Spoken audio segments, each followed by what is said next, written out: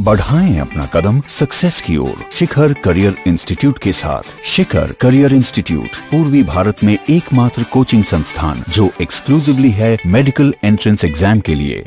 केंद्र सरकार और गृह विभाग के उस आदेश ने बिहार और खास करके बिहारियों को जो बाहर में फंसे हुए हैं उन लोगों को एक आशा की किरण जगाई थी। लेकिन इस आशा के किरण में कहीं ना कहीं बिहार सरकार ने जिस तरह के निर्देश और जिस तरह की बातें शुरू कर दी हैं उसे देख करके ऐसा लग रहा है कि बिहारियों में अब एक अलग तरह का माहौल बनता जा रहा है। लोग अब संशय की स्थिति में हैं कि क्या उन्हें घर जाने का मौका मिलेगा या नहीं मिलेगा। इन सब के बीच विपक्ष पूरी तरह से सरकार के साथ नजर आ रहा है। हालांकि एक तरफ से विपक्ष ये भी कह रहा है कि सरकार को तेजी करनी चाहिए और अधिक से अधिक संख्या में इंतजाम करके और बिहारियों को वापस बुलाना चाहिए। लेकिन सरकार ने जिस तरह की बातें कही हैं कि वो केंद्र सरकार पर आश्रित हैं और बसों से लाना असंभव है।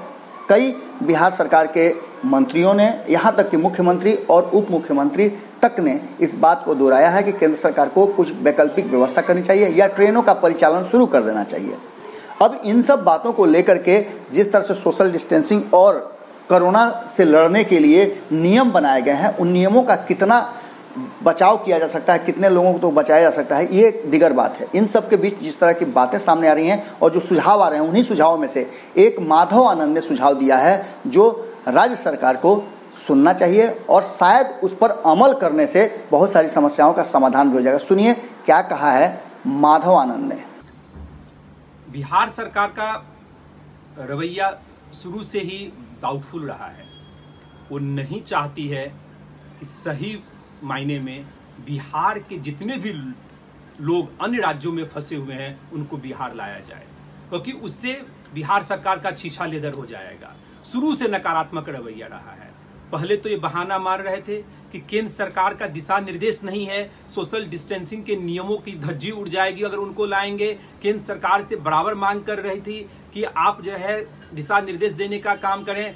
अब जब केंद्र सरकार ने दिशा निर्देश दे दिया तो अब तरह तरह के बहाने जो है बनाने का काम कर रहे हैं। कह रहे हैं कि हमारे पास गाड़ी नहीं है, हमारे पास पर्याप्त साधन नहीं है कि हम लोग जो है सो बिहार के लोगों को जहां जहां जिन राज्यों में फंसे हुए हैं उनको बिहार लाने का काम करें। मैं बिहार सरकार से कहना चाहता हूं, आप अपनी इच्छा शक्ति को मजबूत कीजिए। जब आपकी इच्छा शक्ति होगी उनको लाने की तो निश्चित रूप से आप एक एक बिहार वासियों जो बाहर फंसे हुए हैं उनको आप लाने में सक्षम होंगे। आप विपक्ष से भी सहायता ले सकते हैं। जिन राज्यों में बिहार के लोग फंसे हैं उन राज्यों की सरकारों से भी बात कर सकते हैं। वहां की भी सरकार आपको मदद करने के लिए तैयार बैठी है। लेकिन अपनी इच्छा शक्ति को दिखाइए। आप क्यों जो है इन लोगों को परेशान करना चाहते हैं? यही लोगों ने आपको मुख्यमंत्री बनाने का काम किया है। लेकिन अब वक्त आ गया है माननीय मुख्यमंत्री जी, अपनी संवेदनहीनता को दूर कीजिए, नहीं तो बिहार की जनता निश्चित रूप से जो है आपको कभी माफ नहीं करेगी। अगर ये वीडियो पसंद आई और वह बिहार के राजनीति और बिहारियत से सरोकार रखेनी तो सब्सक्राइब बटन दबा के चैनल के सब्सक्राइब कर ली। ओजे एगो घंटी बा, ओकरा बटन दबा देला से कुल सटीक और मारक खबर रुआ मुफ्त में मिल जाई।